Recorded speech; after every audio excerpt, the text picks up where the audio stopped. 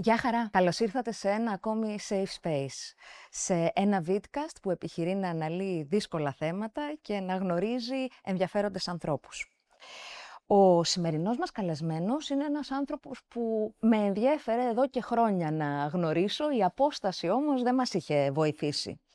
Τον έβλεπα από παλαιότερα έτσι στην τηλεόραση, τον έμαθα περισσότερο και τον παρακολούθησα πιο στενά με την ρωσική εισβολή στο Κίεβο, να κάνει ανταποκρίσεις από την Μόσχα, ενώ παρακολουθούσα τα viral βίντεο του από τις συγκρούσεις του με τον Παντελή Βαλασόπουλο στα μέσα κοινωνικής δικτύωσης.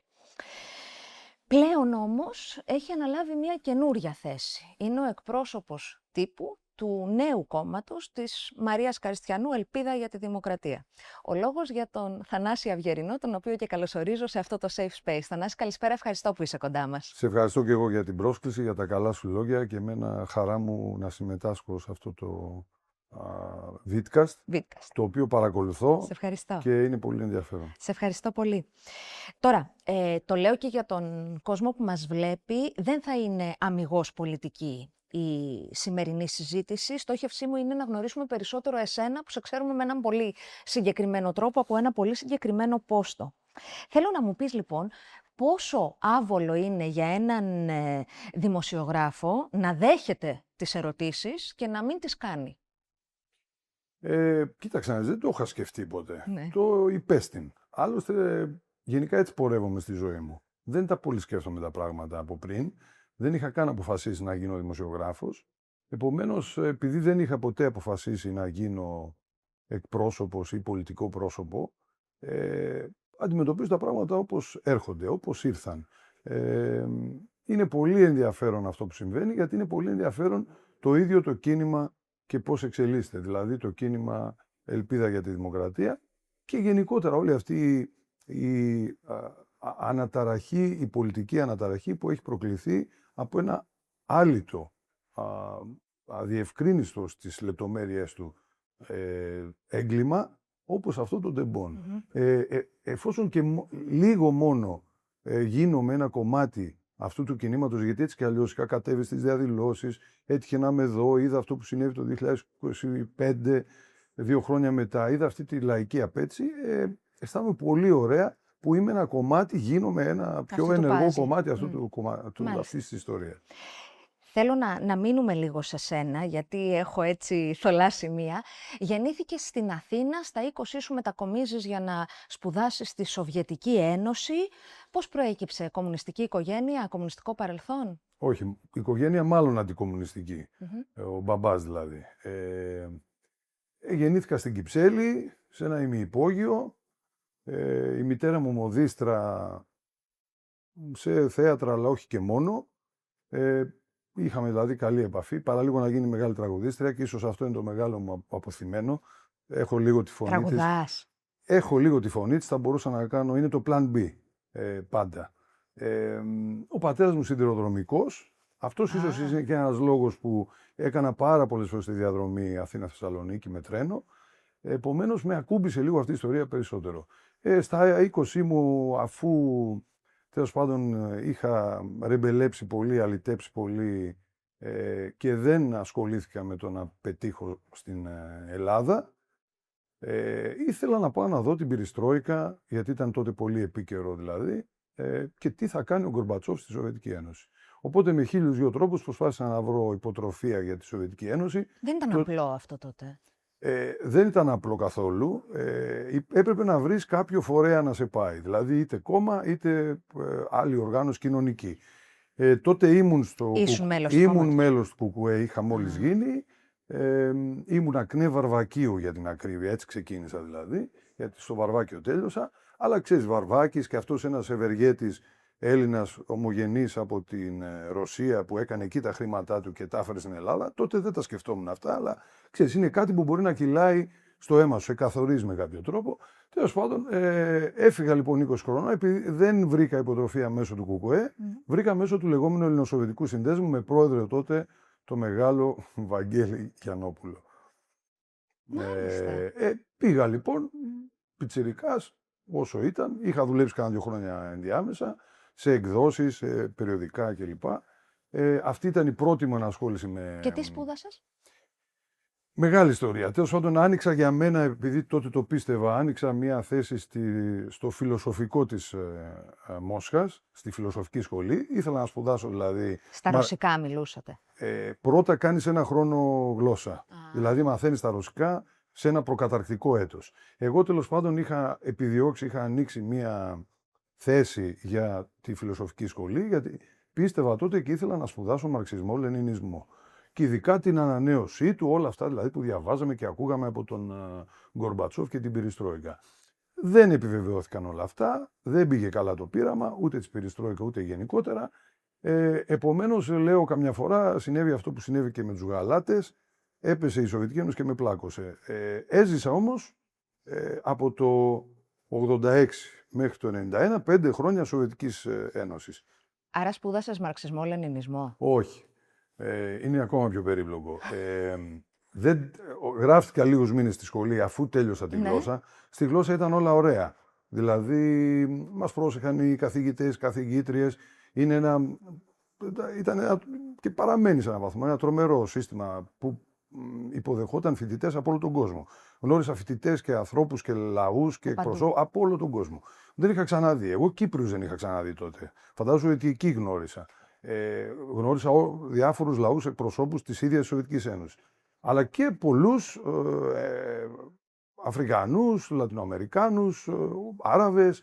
Με πολλούς από αυτούς γίναμε φίλοι. Τέλος πάντων, ωραία η σχολή, ιδανική, έτσι, η χρονιά της γλώσσας. Μετά μπήκα στο φιλοσοφικό. Δεν ήταν όμως αυτό που περίμενα. Μου βγήκε πιο δογματικό και βαρύ το κλίμα, ίσως και πιο απαιτητικό, για να είμαι ειλικρινής. Ήμουν αρκετά νέος, δεν μου άρεσε αυτό το στυλ δηλαδή της πολύ αυστηρής παιδείας, εκπαίδευσης του συστήματος. Τέλος πάντων, αρχίζω να κάνω απουσίες και να ζω πιο χαλαρή, ελεύθερη ζωή στη Σοβιετική Ένωση. Τέλος πάντων, με διαγράψαν μία φορά, για να μην τα πολυλογώ, με διαγράψαν και 2 φορές από το φιλοσοφικό. Έζησα 2 χρόνια χωρίς άδεια παραμονή στη Σοβιετική Ένωση. Με έψαχνε η αστυνομία, η KGB, διάφορες τέτοιες, ας πούμε. Μου λέγανε διάφοροι συμφοιτητές, σύντροφοί μου κλπ. Ότι μάθαν να θα σε απελάσουν κλπ. Και εκεί, ξέρεις, συνειδητοποίησα μία πρώτη βασική αρχή, την οποία με διέπει και στην κατοπινή ζωή μου. Μην προγραμματίζεις και πολύ, γιατί δεν ξέρεις πώς θα σου έρθουν τα πράγματα. Και το δεύτερο είναι ότι οι μυστικές υπηρεσίες θέλουν να παρουσιάζουν τον εαυτό τους ως κάτι παντοδύναμο. Φαντάσου τώρα, βέβαια ήταν υποδιάλυση, σε διαδικασία διάλυσης η Σοβιετική Ένωση, αλλά τέλος πάντων 2 χρόνια. Καλά, πάντως το να ψάχνουν ένα φοιτητή και να μην τον βρίσκουν είναι θέμα. Προφανώς είχαν σοβαρότερες δουλειές να κάνουν ή έψαχναν λίγο τυπικά, όπως συνήθως κάνουν οι υπηρεσίες ή η ασφάλεια, ξέρω εγώ, τα διάφορα. Τέλος πάντων 2 χρόνια δεν με βρήκαν, βέβαια έζησα λίγο περίεργα. Έκανα αντικλείδια για να μπαίνω στη φοιτητική εστία, μεταμφιεζόμουν, έκανα διάφορα τέτοια κόλπα δηλαδή. Και έτσι, ας πούμε, βρήκα έναν τρόπο να μετεγραφώ στο δημοσιογραφικό, στη δημοσιογραφική σχολή, χωρίς να είμαι και απόλυτα βέβαιος ότι θα γίνω δημοσιογράφος κάποια μέρα. Έλεγα όμως ότι πρέπει, ας πούμε, να βρω έναν τρόπο να μην χάσω την υποτροφία. Ήθελα λοιπόν να μην γυρίσω άπραγος στην Ελλάδα, να μην γυρίσω ηττημένος, γιατί είπαμε και ο μπαμπάς λίγο αντικομμουνιστής. Επομένως, βρήκα έναν τρόπο να μεταγραφώ στη δημοσιογραφική σχολή και μετά πήγαν όλα καλά. Άρχισα να έχω προτάσεις από ελληνικά μέσα ενημέρωσης, να βρίσκω τρόπους για δουλειά. Ξεκίνησα με τον Αθήνα 984 και μετά με το Μέγκα. Όλα αυτά το 1993. Αφού τέλειωσα και τη σχολή, μια χαρά και όλα πήγαν πολύ ωραία. Πού προτιμάς να ζεις, στην Αθήνα ή στη Μόσχα, και πώς είναι αυτή η αλλαγή για εσένα τώρα που έχεις γυρίσει? Ξέρεις, για να είμαι ειλικρινής, επειδή έχω συνηθίσει αυτή τη ζωή του πήγαινε έλα, προτιμώ να ζω σε πολλά μέρη ταυτόχρονα. Δηλαδή να μοιράζω τη ζωή μου. Τώρα αναγκαστικά θα επικεντρωθώ σε αυτό που κάνω μέχρι τις εκλογές, μέχρι του όποτε και όσο χρειαστεί. Ομολογώ ότι δεν ήρθα ακριβώς έτοιμος με τις βαλίτσες μου δηλαδή για να μείνω. Ήρθα με τη λογική ότι θα παρουσιάσω την εκδήλωση της 21ης Μαΐου στο Ολύμπιο μαζί με την Κατερίνα τη Μουτσάτσου, και μετά ενδεχομένως θα υπήρχε ένας χρόνος να συνεχίσω λίγο τη δουλειά. Δεν ήθελα σόν και καλά δηλαδή να βγω κατευθείαν στην πρώτη γραμμή. Ήρθαν έτσι τα πράγματα που δεν γινόταν κάτι διαφορετικό και αναγκαστικά λοιπόν πλέον μένω και δίνω εδώ τη μάχη. Γι' αυτό έβαλα και τα μιλιτέρ, γιατί νομίζω μπαίνουμε σε ένα κανονικό πολιτικό πόλεμο. Τώρα μπορώ να σε ρωτήσω που έμενες στην Ρωσία και πώς ήταν η καθημερινότητά σου εκεί, αν θες να μου απαντήσεις, και μετά να πάμε στα πιο πολιτικά. Ναι, έχω μείνει σε 2 γειτονιές βασικά. 2-3 έχω αλλάξει δηλαδή. Πάντα στη Μόσχα? Πάντα στη Μόσχα. Στην αρχή φυσικά ήταν φοιτητική εστία για πολλά χρόνια. Μετά, όταν πρωτοέπιασα δουλειά και έπρεπε να έχω δικό μου τηλέφωνο για να απαντάω, στο 1984 δηλαδή, νίκιασα το πρώτο διαμέρισμα, πολύ κοντά στη φοιτητική εστία. Όλα αυτά περίπου μετρικά του κέντρου είναι. Τώρα έγιναν και διάφορα. Έμενα πολλά χρόνια, πάνω από 20, σε ένα διαμέρισμα κοντά στο Υπουργείο Εξωτερικών, και μερικοί γκρίνιαξαν κιόλας, γιατί μου λέγανε στην πλάκα ότι φταίω κι εγώ για τον πόλεμο, γιατί λίγο πριν ή κοντά εκεί μετακόμισα κοντά στο Υπουργείο Άμυνας. Έγιναν όλα συμπτωματικά. Βέβαια, μπορεί, ξέρεις, κάποιος από αυτούς τους κάφρους που γράφει σενάρια στο διαδίκτυο για το ποιοι είμαστε, ποιος είμαι, ποιος με στέλνει κλπ., ποιος χρηματοδοτεί, μπορεί να βρει και κάποια διασύνδεση ότι ο Αυγερινός μετακόμισε από το ΙΠΕΞ στο Υπουργείο Άμυνας λόγω του πολέμου κλπ. Εντάξει, πλάκα έχουν αυτά τα σενάρια, αλλά εντάξει, δουλειά κάνουν οι άνθρωποι, ελεύθεροι είναι. Υπάρχει πάρα πολλοί κόσμος εκεί έξω που ασχολείται μαζί σου, είτε με τον έναν είτε με τον άλλο τρόπο. Σε κάποιους αρέσει πάρα πολύ και λένε ότι τα λες πολύ ωραία, πολύ σωστά κτλ. Και κάποιοι άλλοι λένε ότι είσαι δάκτυλος του Πούτιν, ενεργούμενο, προπαγανδιστής κτλ. Πώς απαντάς στις αρνητικές κριτικές? Καταρχάς, τους ευχαριστώ πολύ, ειδικά τους δεύτερους. Γιατί και η αρνητική διαφήμιση είναι διαφήμιση. Αυτό είναι αμερικανικό όμως. Δεν πειράζει, γιατί οι Αμερικανοί έχουν ανακαλύψει πολλά σωστά πράγματα και πολλά έχουν εντοπίσει, ειδικά στην επικοινωνία, είναι μανούλες. Επομένως, ευχαριστώ ειδικά τους δεύτερους. Ευχαριστώ φυσικά και όλους τους πρώτους, οι οποίοι κατά τη δική μου ταπεινή αντίληψη είναι η συντριπτική πλειονότητα του ελληνικού πληθυσμού. Ξέρεις, δεν θα μπορούσα ποτέ να λέω κάτι που να έρχεται σε τεράστια κόντρα με το λαό μου, δηλαδή που είναι εν τέλει η κοινή μας γνώμη, οι τηλεθεατές μας, οι άνθρωποι που σε παρακολουθούν και σε εμπιστεύονται. Αν δηλαδή έβλεπα ότι η δική μου γνώμη κοντράρει συνέχεια με αυτήν, θα το είχα πάρει αλλιώς. Ξέρεις, δηλαδή εγώ θεωρώ ότι αυτό είναι η δημοσιογραφία. Ότι η δημοσιογραφία είσαι η φωνή των πολλών, των πολιτών. Είσαι η φωνή του λαού που δεν έχει φωνή. Συμφωνώ σε και θα σου έλεγα κιόλας ότι για τον ανταποκριτή είσαι εν μέρη η ελληνική ματιά σε μια ξένη χώρα, σε ένα ξένο λαό. Σε φιλοξενεί αυτός ο ξένος λαός. Οπότε για μένα πάλι έχει σημασία, και αυτό είναι το πρίσμα των δικών μου ανταποκρίσεων, όσων έγιναν τέλος πάντων, πόσα χρόνια δούλεψα, πολλά χρόνια, είναι η γνώμη του ρωσικού λαού για αυτό που συμβαίνει στη χώρα του. Δηλαδή για μένα είναι πολύ δευτερεύουσα και τριτεύουσα η γνώμη των ξένων για τη Ρωσία, και έχει ιδιαίτερη σημασία η γνώμη των Ρώσων για τη Ρωσία. Για παράδειγμα, ξέφυγα λίγο από την ερώτηση, αλλά δεν πειράζει. Θέλω να το πω. Λένε πολλοί, ξέρεις, είναι φιλορώσος ο Αυγερινός. Παραμύθια. Δεν είμαι φιλορώσος. Είμαι φιλικός προς τον λαό που με φιλοξενεί. Αν είναι ο ρωσικός λαός, ο ρωσικός λαός. Στις ΗΠΑ θα άκουγα τον αμερικάνικο λαό. Θα άκουγα την πλειονότητα δηλαδή του αμερικάνικου πληθυσμού. Τι εννοώ? Όταν οι Ρώσοι έβριζαν πατόκορφα το Γέλτσιν, εγώ έλεγα αυτά που έλεγε ο ρωσικός λαός. Ναι. Δηλαδή ότι ο Γέλτσιν κανονιοβόλησε τη βουλή του, να είναι καλά, μόνο γιατί κατάφερε να με βάλει στην τηλεόραση. Αν δεν είχε κανονιοβολήσει, μπορεί να χαργήσει να μπω στην ελληνική τηλεόραση. Με προσέλαβαν αμέσως μετά από αυτό το επεισόδιο, ας πούμε, αυτή την ιστορία. Όταν είχαν ξεσπάσει ταραχές, δηλαδή, στη Μόσχα. Όταν ο Γέλτσιν έκανε τον πόλεμο στην Τσετσενία, δηλαδή στη δική του χώρα, βομβάρδισε, ισοπαίδωσε κλπ. Δεν μπορεί να μην το βλέπεις αυτό, ότι οι Ρώσοι τον είχαν σε δημοτικότητα, ξέρω εγώ, 3, 5, 10, 12%. Ο Γκορμπατσόφ έβαλε υποψηφιότητα για πρόεδρος στην Σοβιετική Ένωση, στη Ρωσία μετά, πήρε ούτε 1%. η Δύση όλη μας έλεγε ότι αυτοί είναι δημοκράτες. Εγώ έλεγα μέσα μου και διαμόρφωνα τη δική μου δημοσιογραφική αντίληψη. Μα πώς μπορεί να είναι δημοκράτης ένας άνθρωπος που κάνει νεοβολή τη Βουλή που τον εξέλεξε? Οι Ρώσοι τώρα τον θέλουν, τον Πούτιν. Προφανώς η συντριπτική πλειονότητα των Ρώσων θέλουν τον Πούτιν. Τον έχεις γνωρίσει? Τον έχω γνωρίσει σε κάνα 2 συνεντεύξεις. Τελευταία μεγάλη που κάναμε από κοντά δηλαδή ήταν με τον χαΐμνηστο, πώς αλλιώς να το πω τώρα, του Σεραφείμ τον Φιντανίδη, που είχαμε πάει και είχαμε κάνει μια συνέντευξη. Για το βήμα ήταν ο Ευσταθιάδης και αυτός αείμνηστος, αν δεν κάνω λάθος ελπίζω. Ο Σεραφείμ ο Φιντανίδης για την ευθροτυπία και εγώ μαζί με τον Δημήτρη Τολιάτσο πήραμε τότε 2 συνεντεύξεις, εγώ για το Μέγκα και αυτός για την ΕΡΤ. Αλλά να το πω κιόλας, ναι, έπαιξε η συνέντευξή μου στο Μέγκα τότε λίγο μετά από έναν Έλληνα τραγουδιστή στις παραδέκα. Δηλαδή είχε ξεκινήσει το δελτίο κάπου στο 50 λεπτό. Έπαιξε η συνέντευξη για τον Πούτιν.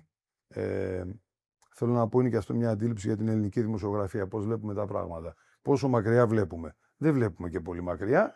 Τέλος πάντων, ξαναλέω, αυτό είναι το κριτήριό μου. Αφού τον θέλει ο ρωσικός λαός, εμένα δεν μου πέφτει και πολύ λόγος. Τον θέλει και τον ξαναθέλει. Προφανώς δεν είναι ο πολιτικός που εγώ ενδεχομένως, αν ήμουν Ρώσος πολίτης και ψήφιζα, μπορεί και να μην τον ψήφιζα. Ναι.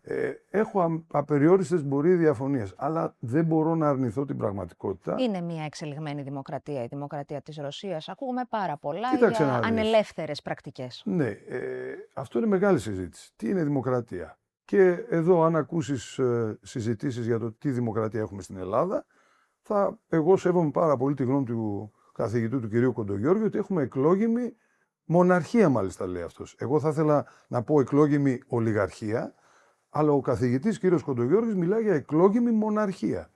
Επομένως, είναι μεγάλο θέμα η συζήτηση για το τι δημοκρατία έχουμε. Δηλαδή, είναι δημοκρατικές οι εκλογές που τέλος πάντων γίνονται με το 50-60% του πληθυσμού εκτός της εκλογικής διαδικασίας? Στη Ρωσία τουλάχιστον συμμετέχουν. Υπάρχουν τεράστιες, κατηγορίες, καταγγελίες κλπ. Τι συμμερίζεσαι? Οι καταγγελίες αυτές γίνονται από μια μικρή μερίδα ανθρώπων. Αντιφρονούντων, ας πούμε. Ας πούμε, ναι. Οι οποίοι κάποιοι από αυτούς φαίνεται ότι έχουν και γερές διασυνδέσεις με τη Δύση. Δηλαδή, το φαινόμενο το να κρίνεις ή να ασχοληθείς με μια χώρα και το τι καθεστώς έχει, πόσο δουλεύει η δημοκρατία. Τέλος πάντων, η δική μου αντίληψη είναι ότι η δημοκρατία είναι ένας στόχος, είναι κάτι το επιθυμητό. Στην κάθε χώρα εφαρμόζεται με τον ένα ή τον άλλο τρόπο. Η δημοκρατία της Ρωσίας, κατ' εμέ δηλαδή, δεν είναι πολύ διαφορετική από τη δημοκρατία στις Ηνωμένες Πολιτείες, που εκεί είναι ανώμαλο το σύστημα. Εκεί δεν έχουμε κανονικό δημοκρατικό πολίτευμα, υπό την έννοια ότι είναι κατασκευασμένες θεατρικού τύπου εκλογές, μέσω αντιπροσώπων, μέσω των εκλεκτόρων. Δεν έχουμε δηλαδή... Έχει άλλο σύστημα, πράγματι. Μισό λεπτό. Είπες ότι οι αντιφρονούντες στη Ρωσία έχουν σχέση με τη Δύση. Και στην Ελλάδα, ας πούμε, επί Χούντας, οι αντιφρονούντες, οι αγωνιστές του αντιδικτατορικού αγώνα είχαν σχέση με το Παρίσι. Γιατί είναι κακό αυτό? Κοίταξε να δεις. Ποια είναι η διαφορά? Είχαμε κι εμείς Χούντα, μεταξά ας πούμε, και δεχτήκαμε επίθεση από την Ιταλία και κατόπιν από την ναζιστική Γερμανία. Μπορείς να διανοηθείς, να φανταστείς τους Έλληνες αντιφρονούντες της εποχής, δηλαδή τους κομμουνιστές που ζήτησαν και τους έγκλειστους δημοκράτες, σοσιαλιστές, ό,τι και αν ήταν, που ήταν έγκλειστοι όμως στη φυλακή, οι οποίοι ζήτησαν να πάνε στο μέτωπο να πολεμήσουν. Μπορούσες να φανταστείς ότι αυτοί οι άνθρωποι θα έλεγαν μπράβο στον Ιταλό ή στον Γερμανό γιατί βομβαρδίζει τη χώρα μου και θα με απαλλάξει από το χουντικό καθεστώς της Ελλάδας? Θα μπορούσες να το διανοηθείς αυτό? Όχι, είναι και είδαμε και τι συνέβη και με τους 200 και είναι αδιανόητο. Αυτή τη στιγμή λοιπόν σε διαβεβαιώ, υπάρχουν Ρώσοι αντιφρονούντες. Ένας από τους πιο γνωστούς ήταν μάλιστα και υποψήφιος πρόεδρος, αρμενο-αζέρικης καταγωγής, ο Κασπάροφ, ο γνωστός κακιστής, ο οποίος ζει πλέον στη Γερμανία, ζει στις Ηνωμένες Πολιτείες και έχει ζητήσει από την αμερικανική ηγεσία να βομβαρδίσει τη Ρωσία, αντιμετωπίζοντάς την όπως τη Συρία. Θέλω να σου πω ότι ένας πρώην υπουργός εξωτερικών της Ρωσίας, ο Κόζιρεφ, πρώην υπουργός εξωτερικών της Ρωσίας επί Γέλτσιν, ζει επίσης στο Μαϊάμι και λέει τα αντίστοιχα. Λέει, ας πούμε, πώς θα νικηθεί η χώρα του. Θέλω να πω λοιπόν ότι είναι λίγο περίπλοκο αυτό το φαινόμενο. Η ελληνική αντιπολίτευση, το παράδειγμα της Δύσης δεν είναι πολύ πετυχημένο, γιατί ο αντίπαλος της Ελλάδας, ο ανταγωνιστής, δεν είναι η Δύση, είναι η Τουρκία. Θα μπορούσες να διανοηθείς ελληνική αντιπολίτευση να πηγαίνει, ας πούμε, στην Τουρκία για να αποκτήσει στήριξη, βοήθεια, χρηματοδότηση, δεν ξέρω εγώ τι άλλο, και να είναι κάτι αποδεκτό στα ελληνικά πράγματα? Στο λέω γιατί εμένα αυτό με αναστάτωνε, με παραξένευε από την πρώτη στιγμή που βρέθηκα στη Ρωσία, όταν έβλεπα δηλαδή ότι η ρωσική αντιπολίτευση σπέβδει να αποκτήσει τα σκύπτρα, την υποστήριξη, τη χρηματοδότηση από τη Δύση, που είναι ο βασικός ανταγωνιστής της Ρωσίας, όπως αποδείχθηκε βέβαια και στον πόλεμο, γιατί τώρα ας είμαστε λίγο πιο ακριβείς στην περιγραφή. Ο πόλεμος προφανώς και δεν είναι αυτή τη στιγμή μεταξύ Ρωσίας-Ουκρανίας, είναι μεταξύ Ρωσίας και ΝΑΤΟ. Είναι σαφές ότι υπάρχει ένας παγκόσμιος ανταγωνισμός που πλέον είναι όχι μόνο, από τη μια μεριά είναι προφανώς ΝΑΤΟ-Ουκρανία, από την άλλη μεριά είναι η Ρωσία με τις δικές της, ας πούμε, όποιες συμμάχους. Δεν ξέρω εγώ αν είναι η Κίνα, το Ιράν, και φοβάμαι ότι όλοι οι πόλεμοι μοιάζουν κάπως έτσι. Θα τον κερδίσει αυτό τον πόλεμο ο Πούτιν, κατά την άποψή σου? Ενδιαφέρον ερώτημα. Δεν ξέρω. Δηλαδή, το λογικό και το πιο φυσικό είναι αυτό. Ότι εν τέλει φαίνεται πως με ένα αργό και συστηματικό μεθοδικό τρόπο, δύσκολα βέβαια, καταφέρνει να τον κερδίσει. Αλλά κάτι αντίστοιχο, ξέρεις, υπάρχει άποψη και νομίζω ότι συμμερίζομαι εν μέρει ως αναλυτής πιο πολύ, παρά ως εκπρόσωπος ενός κινήματος ελληνικού. Συμμερίζομαι την άποψη ότι βρισκόμαστε στα πρόθυρα ή πολύ κοντά σε κάτι που μοιάζει με παγκόσμιο πόλεμο. Γιατί ανοίγουν πολλά μέτωπα σε διάφορα σημεία. Ακούω δηλαδή με πολύ προσοχή τους αναλυτές που λένε ότι είμαστε σε μια παγκόσμια αντιπαράσταση. Επειδή ξέρεις τα ρωσικά πολύ καλά και παρακολουθείς τον Πούτιν πολύ στενά και από πολύ πιο κοντά από ότι εμείς, θα ήθελα να μου πεις έτσι από την εμπειρία και από την αίσθησή σου, ποιον Έλληνα πολιτικό εκτίμησε περισσότερο? Ο Πούτιν. Ναι, ή δεν ασχολείται? Κοίταξε να δεις. Οι Ρώσοι γενικά εκτιμούν πάρα πολύ τους Έλληνες. Μας εκτιμούν πάρα πολύ. Συμμερίζεσαι τα περί Ξανθού γένους και τα λοιπά? Όχι βέβαια, αυτοί δεν τα ξέρουν αυτά. Οι Ρώσοι σύγχρονοι διαβάζουν Τσέχοφ και ξέρουν ότι εκεί υπάρχει μια παροιμία που λέει, όποιο Ρώσο συναντήσει, αυτό θα σου πει, ότι στην Ελλάδα υπάρχουν τα πάντα. Το λέει ένας παππούς, ήρωας ενός έργου, ας πούμε, του Τσέχοφ. Άρα η πρώτη παροιμία, ας πούμε, που θα σου πούν, θα σου αναφέρουν, είναι αυτή. Η πρώτη φράση. Το δεύτερο είναι η αρχαία ελληνική μυθολογία, η φιλοσοφία, η ιστορία κλπ. Όλοι οι Ρώσοι περνάνε από το σχολείο τους μεγάλο κομμάτι της ελληνικής μυθολογίας. Κάποτε με παραξενεύουν και εμένα, γιατί ξέρουν πολύ περισσότερα από αυτά που ξέρουμε εμείς. Φαντάζομαι ότι όταν βρέθηκα στη Σοβιετική Ένωση, ένας ταξιτζής μου απήγγειλε Οδύσσεια στα αρχαία ελληνικά και εγώ δεν ήξερα τίποτα παραπάνω από την πρώτη φράση. Είναι πολύ φιλέλληνες, διαβάζουν, μας αγαπάνε και λόγω της αρχαίας κουλτούρας του πολιτισμού μας και λόγω της Ορθοδοξίας. Αναγνωρίζουν ότι μας συνδέει κάτι, ότι έχουμε δηλαδή μια κοινή ρίζα. Εμείς τους δώσαμε την Ορθοδοξία. Επομένως, αυτό είναι μια καταρχήν προσέγγιση του οποιοδήποτε Ρώσου, άρα και του Πούτιν όταν πρωτοσυνάντησε Έλληνες. Από εκεί και πέρα αρχίζουν τα δύσκολα, τα περίπλοκα, γιατί εμείς είμαστε στο ΝΑΤΟ, αυτοί είναι, ξέρω εγώ, εκεί που είναι. Είχαμε διάφορες κόντρες. Παρ' όλα αυτά, νομίζω ότι όποιον Έλληνα ηγέτη πήγε και τους μίλησε, οι Ρώσοι τον αποδέχονταν με πολύ θέρμη. Θα σου πω για παράδειγμα ότι είχαν αναβαθμίσει τον Γιώργο Παπανδρέου, που τότε ήταν νομίζω υπουργός εξωτερικών, σε επίσημο συνομιλητή τους όταν γινόταν το Ιουγκοσλαβικό. Το θυμάμαι σαν τώρα, δηλαδή λέγαμε και εμείς διάφορα τότε. Εισέπραξα, ξέρεις, την εντύπωση ότι οι Έλληνες πολιτικοί πηγαίνουν στη Ρωσία ακριβώς λόγω του εκτεταμένου φιλορωσισμού στην Ελλάδα και φωτογραφίζουν με διάφορους Ρώσους πολιτικούς, εκκλησιαστικούς παράγοντες κλπ. Όχι απαραίτητα γιατί κάτι πιστεύουν ότι μπορεί να γίνει. Αλλά γιατί θα τους δώσει πόντους εσωτερικά. Θα τους δώσει πόντους στην Ελλάδα. Το έκαναν όλοι. Το έκανε δηλαδή ο Παπανδρέου, ο Σιμίτης, αναβαθμισμένοι. Μετά νομίζω οι δύο που είπαν κάτι για συνεργασία με τη Ρωσία ήταν ο Κώστας Καραμανλής και ο Αλέξης Τσίπρας. Διαψεύστηκαν αυτά τα σενάρια και οι δυνατότητες. Φαίνεται πως η Ελλάδα δεν έχει μεγάλη δυνατότητα να αναπτύξει τέτοιες ξεχωριστές συνεργασίες. Νομίζω χάθηκε το παιχνίδι, επομένως δεν μπορώ να μιλήσω για έναν. Οι Ρώσοι κοιτάνε τα συμφέροντά τους προφανώς, όπως κάθε μεγάλη δύναμη. Αναπτύχθηκε ένας διάλογος λίγο παραπάνω με αυτούς τους δύο, αλλά δεν κατέληξε και πουθενά. Λένε κάποιοι, η πιο τρανή απόδειξη ότι σπρώχνουν ρωσικά συμφέροντα τη Μαρία Καριστιανού είναι το γεγονός ότι έχει τον Αυγερινό στο κόμμα της. Ναι, μου φαίνεται, κωμική αυτή η συζήτηση, γιατί αν απαριθμίσει κανείς πόσοι Έλληνες έχουν σπουδάσει στις Ηνωμένες Πολιτείες, για παράδειγμα, στη Βρετανία, σε ευρωπαϊκές πρωτεύουσες και είναι σήμερα επιφανής στελέχη κομμάτων, κυβερνήσεων κλπ. Δηλαδή, εμείς που σπουδάσαμε, ας πούμε, ή δουλέψαμε σε ένα άλλο κομμάτι του πλανήτη, που έχει και τεράστια ελληνική ρίζα, τι να πρωτοπώ δηλαδή για τους ομογενείς που ζουν, τους Έλληνες δηλαδή που ζουν στη Ρωσία, τι να πω δηλαδή πρωτοπώ για τις ιστορικές σχέσεις Ελλάδας και Ρωσίας. Θέλω να πω, όλοι εμείς δεν έχουμε δικαίωμα συμμετοχής στην ελληνική πολιτική ζωή. Είναι κωμικό αυτό που λέγεται. Γιατί αν απαριθμίσουμε τους άλλους, τους από εκεί μεριά, είναι αμέτρητοι. Δηλαδή θα πρέπει εμείς να βγάλουμε συμπέρασμα ότι οι άνθρωποι αυτοί, επειδή για πολλά χρόνια δούλεψαν ή εργάστηκαν για διεθνείς δυτικούς οργανισμούς, δούλεψαν σε δυτικές πρωτεύουσες, είναι κάτι παραπάνω από Έλληνες πολίτες οι οποίοι θέλουν να βοηθήσουν τη χώρα τους.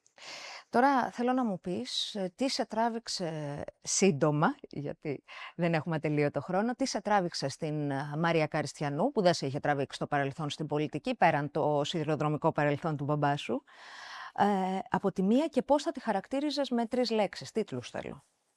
Θα πω ότι είναι αποφασισμένη, ολοκάθαρη από διασυνδέσεις που κάποιοι προσπαθούν να τις κολλήσουν, ταμπέλες κλπ. Και άνθρωπος πολύ προσιλωμένος στο συγκεκριμένο θέμα που την απασχολεί και την έριξε στην πολιτική. Αναγκάστηκε να μπει στην πολιτική για να λύσει ένα συγκεκριμένο πρόβλημα που κατάλαβε, νομίζω, ότι είναι ένα μεγάλο ευρύτερο πρόβλημα. Διαπνέει οριζόντια τα προβλήματα της χώρας. Τα τέμπη είναι πάρα πολλά, ή τα τέμπη είναι μια γραμμή που, αν θες, τέμνει όλη την κοινωνική και πολιτική μας ζωή. Επομένως, αυτό με παρακίνησε να ενταχθώ σε αυτή την ιστορία. Θα σου έλεγα κιόλας ότι όταν είδα και κάποιες βρώμικες επιθέσεις, επειδή από καιρό βέβαια είχα διάφορες ανησυχίες σε σχέση με το πού πάει η Ελλάδα. Θεωρώ ότι η Ελλάδα τα τελευταία χρόνια κάτι κάνουμε πολύ λάθος. Δεν πάει πουθενά προς το καλύτερο, προς το θετικότερο. Βρισκόμαστε σε μια διαδικασία παρακμής. Προσωπικά έφτασα και σε μια ηλικία που πιστεύω ότι θα μπορούσα να εκφράσω, ας πούμε, μια διαφορετική άποψη, να συνεισφέρω με την άποψή μου σε αυτή τη διαδικασία. Μακάρι αυτό το πράγμα αυτό το πείραμα που γίνεται, γιατί κυρίως αυτό με συνεπέρνει, ότι πρόκειται για ένα κοινωνικό και πολιτικό πείραμα, ότι είναι άνθρωποι από διαφορετικές αφετηρίες που ενώνονται για πρώτη φορά εδώ και πάρα πολλά χρόνια. Μπορεί όμως μια γυναίκα που δεν έχει, και όλοι οι άνθρωποι που έχουν συμπαραταχθεί και συστρατευτεί έτσι στο κίνημα, όπως το λες εσύ, ελπίδα για τη δημοκρατία, χωρίς καμία εμπειρία διακυβέρνησης και με αυτό το οποίο περιγράφεται με αλφαγιώτα ως ούτε δεξιά ούτε αριστερά να πάνε τη χώρα προς μια καλύτερη κατεύθυνση. Ξέρεις, εγώ πάντα βάζω έναν αστερίσκο όταν ακούω πολλά ούτε αριστερά ούτε δεξιά, λέω ότι ντρέπονται να πούνε τι πραγματική ιδεολογία έχουν. Κοίταξε να δεις, αυτό είναι ένας στερεοτυπικός τρόπος σκέψης που νομίζω οι περισσότεροι άνθρωποι, αν ρωτήσεις έξω, θα σου πούν ότι έχει ξεπεραστεί. Θέλω να πω δηλαδή, προφανώς υπάρχει το αριστερό και το δεξί πρόσημο, προφανώς υπάρχουν πολιτικές που μοιάζουν περισσότερο αριστερές και περισσότερο δεξιές, αλλά αν κρίνουμε από τις ταμπέλες που έχουν κυκλοφορήσει το τελευταίο διάστημα, είναι fake οι πολύ αριστεροί και fake οι πολύ δεξιοί πολιτικοί μας. Δηλαδή... Τι ιδεολογικό πρόσημο όμως θα έχει η ελπίδα για τη δημοκρατία? Κοίταξε να δεις, η ιδεολογία μας είναι ότι το ατομικό συμφέρον δεν μπορεί να είναι πάνω από το συλλογικό. Γιατί αποδείχθηκε από τη ζωή μας ότι όταν το ατομικό συμφέρον του εκάστοτε πολιτικού, του εκάστοτε επιχειρηματία βρίσκεται πάνω από το συλλογικό, τότε δυστυχώς τα πράγματα είναι αυτά που βλέπουμε σήμερα στην Ελλάδα. Είναι τα τέμπη. Κάποιος αγαπητός συνάδελφος, ο Παντελής Σαββίδης, μας περιέγραψε ως κοινωνικό πατριωτισμό. Ξέρεις, μου αρέσει πάρα πολύ αυτή η περιγραφή. Χρειαζόμαστε λοιπόν πολιτικούς επιστήμονες και ανθρώπους που ασχολούνται με την ιδεολογία να περιγράψουν τι σημαίνει ο κοινωνικός πατριωτισμός. Αυτό που χρειάζεται σήμερα η Ελλάδα δηλαδή για να προχωρήσει. Νομίζω χρειαζόμαστε πάνω απ' όλα ενότητα, διαφορετικών ανθρώπων, γιατί οι παλιότεροι που παριστάνουν τις αυθεντίες σε κάτι, οι άριστοι δήθεν, είδαμε τι ωραία τα κατάφεραν με τη χώρα μας. Μάλιστα. Μιλάς για ενότητα και ακούω όλα τα στελέχη σας να αναφέρονται στην ενότητα και στο να ενωθούν οι Έλληνες, που αυτό είναι πάρα πολύ ωραίο έτσι από μόνο του. Στο διατάφτα όμως, όταν φτάνει η συζήτηση στις συνεργασίες, λέτε όχι, εμείς μόνοι μας. Μόνοι σας γίνεται? Κοίταξε να δεις. Μόνοι μας ως προς τι? Εμείς οι πολίτες ως προς το ένα παλιό σύστημα κομματικοποιημένο, παλαιοκομματικό, διεφθαρμένο, διαπλεκόμενο. Δεν ξέρω πόσες δυνάμεις από αυτό το διαπλεκόμενο σύστημα μπορούν πραγματικά να απελευθερωθούν και να αποτελέσουν έναν υγιή συνομιλητή σε μια μελλοντική κατάσταση. Νομίζω πως αυτή τη στιγμή εμείς οι πολίτες, εμείς και εσύ και εγώ και όλα τα εκατομμύρια που είναι έξω και ψάχνουν να βρουν μια απάντηση στο τεράστιο πολιτικό ζήτημα της χώρας. 50 με 60% δεν συμμετέχει στην εκλογική διαδικασία. Θεωρείς ότι αυτό τον κόσμο θα το κάνετε να πάει στην κάλπη? κάλπη? Είναι εκατομμύρια άνθρωποι. Αυτοί λοιπόν μαζί με τους όσους συμμετέχουν και έχουν παρεμφερείς απόψεις με εμάς, είναι η τεράστια πλειονότητα του πληθυσμού αυτής της χώρας. Νομίζω πως αυτοί οι άνθρωποι πρέπει να καθορίσουν τις εξελίξεις, γιατί αυτό είναι δημοκρατία. Αν δημοκρατία είναι, ας πάνε όσο γίνεται λιγότεροι στις εκλογές, ας πάμε οι υπόλοιποι για μπάνιο, ας κρυφτούμε και ας ψηφίσουν λίγοι για να βγάλουν τους ίδιους που μέχρι σήμερα οδήγησαν τη χώρα στα μνημόνια, στα διαδοχικά μνημόνια και στη σημερινή παρακμή ώστε να φεύγουν οι άνθρωποι στο εξωτερικό, τότε ξέρεις, δεν έχει μέλλον αυτή η χώρα. Πρέπει να το πάρουμε αλλιώς για να βγάλουμε κάποιο διαφορετικό αποτέλεσμα. Είπες, είναι ένα πείραμα το κίνημα Ελπίδα για τη δημοκρατία. Πολύ ωραία. Ωστόσο, μπορεί η Μαρία Καριστιανού, θεωρείς, με βάση όλα αυτά που μου είπες, να είναι η επόμενη πρωθυπουργός? Το πιστεύετε πραγματικά αυτό? Ναι, καταρχάς γιατί χρειαζόμαστε μια γυναίκα πρωθυπουργό. Δεν είχαμε ποτέ. Ξέρω ότι απογοητεύεται η Ντόρα Μπακογιάννη γιατί θα το ήθελε πάρα πολύ, αλλά δεν τα κατάφερε, έχασε την ευκαιρία της. Αλλά νομίζω πως η γυναικεία ματιά στο να συντονιστεί μια ομάδα είναι κάτι πολύ ενδιαφέρον και θετικό. Ξέρεις, μάλλον θα πρέπει να κοροϊδευόμαστε αν πιστεύουμε ότι οι πρωθυπουργοί είναι η βιτρίνα που βλέπουμε. Οι πρωθυπουργοί είναι το συνολικό αποτέλεσμα μιας ολόκληρης διεργασίας. Στον έναν ονομάζεται branding και rebranding, στον κύριο Μητσοτάκη ονομάζεται σχολή πολλών ετών που έφτιαξαν αυτό που υποτίθεται είναι ο άριστος κύριος Μητσοτάκης. Δηλαδή, τι άλλο χειρότερο πρέπει να πετύχουν αυτοί οι πολιτικοί για να πούμε ότι, ξέρεις, μάλλον είναι ώρα να παραμεριστούν από την ιστορία, να ζήσουμε μια νέα μεταπολίτευση, να έρθουν νέα πρόσωπα, νέοι άνθρωποι, ικανοί επιστήμονες, οι οποίοι θα έχουν ένα βασικό προσόν, ότι βγάζουν τα χρήματά τους από τη δουλειά τους, δεν είναι κομματικά δημιουργήματα κάποιων σωλήνων κομματικών. Αυτό είναι η Μαρία Καριστιανού και νομίζω πως αυτό είναι το βασικό κεντρικό χαρακτηριστικό των ανθρώπων που μέχρι σήμερα δεν έμπαιναν στην πολιτική. Έβλεπαν ότι είναι βούρκος, σου λέει πού να πάω εγώ να βλέψω. Μάλιστα. Στο γυναικεία ματιά σκέτο φοβάμαι ότι δεν αρκεί, αλλά είναι μεγάλη συζήτηση που δεν έχουμε χρόνο να την κάνουμε τώρα. Και δεν την έχουμε δοκιμάσει στην Ελλάδα. Αλήθεια είναι, αλλά είναι και ζήτημα. Δηλαδή, ξέρεις, είναι και ζήτημα ιδεολογίας το τι πιστεύει η κάθε γυναίκα. Καμιά φορά λέμε εμείς οι άντρες ότι οι γυναίκες μεταξύ σας κάπως δύσκολα το βλέπετε, ας πούμε, το θέμα θετικά ή όχι. Γι' αυτό σου λέω. Δηλαδή, αφήστε μια γυναίκα να προχωρήσει. Εντάξει, εγώ νομίζω έτσι όπως το περιγράφεις ότι είναι λίγο πιο σύνθετο. Θέλω να πω ότι τα κόμματα, μπορεί και σε ένα ακροδεξιό κόμμα να υπάρχουν γυναίκες και να υπάρχει του ΑΕΦΔ, ας πούμε. Έχει γυναίκα πρόεδρο. Αυτό δεν σημαίνει ότι θα είναι καλή καγκελάριος ή προοδευτική. Συμφωνώ, ναι. Εγώ λέω να δοκιμάσουμε μια ελληνική γυναικεία λοιπόν ματιά, ειδικά από μια γυναίκα η οποία δεν είχε καμία όρεξη να εμπλακεί με την πολιτική στο παρελθόν, άρα έχει μεγάλη όρεξη να καθαρίσει τα πράγματα. Μάλιστα. Και να πάει τη χώρα αυτή μερικά βήματα πιο μπροστά. Ένα μικρό ποσοστό να πετύχουμε δηλαδή από αυτά που οραματιζόμαστε, η Ελλάδα θα αλλάξει. Μάλιστα. Θανάση, να σε ευχαριστήσω πάρα πολύ για αυτή την ενδιαφέρουσα συζήτηση.